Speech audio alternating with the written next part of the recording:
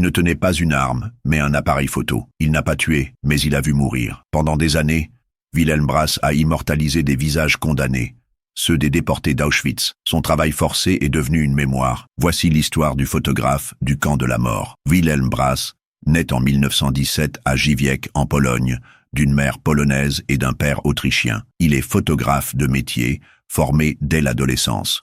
Lorsque l'Allemagne nazie envahit la Pologne en 1939, il refuse de signer un acte de fidélité au Troisième Reich. Ce refus lui vaut l'arrestation. En 1940, il est déporté au camp d'Auschwitz, ouvert quelques mois plus tôt. Très vite, son savoir-faire est repéré. Brass est affecté au bureau d'identification politique, le bloc 26 du camp. Sa mission, prendre en photo les détenus à leur arrivée, de face et de profil, pour les archives SS, hommes, femmes, enfants, des milliers de visages qui, pour la plupart, ne survivront pas. Mais ce n'est pas tout. Il est aussi forcé de photographier les expérimentations médicales du tristement célèbre Joseph Mengele. Brass immortalise à contre-cœur les horreurs de la pseudo-science nazie, jumeaux mutilés, femmes stérilisées de force, enfants tatoués. Il dira plus tard, ces images ne me quitteront jamais. Chaque clic de l'obturateur est un traumatisme. Mais il continue, parce qu'il n'a pas le choix, parce qu'il sait que ces clichés pourraient un jour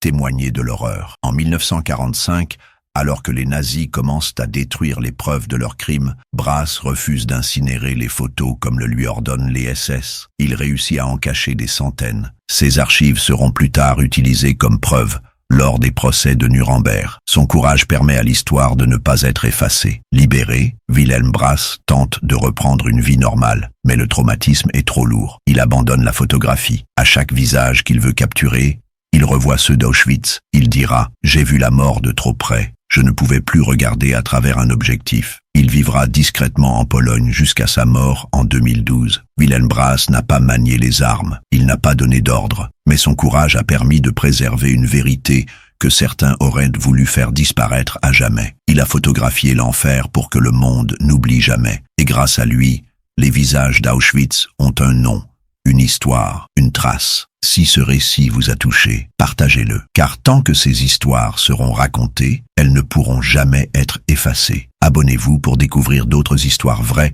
que l'histoire a failli oublier.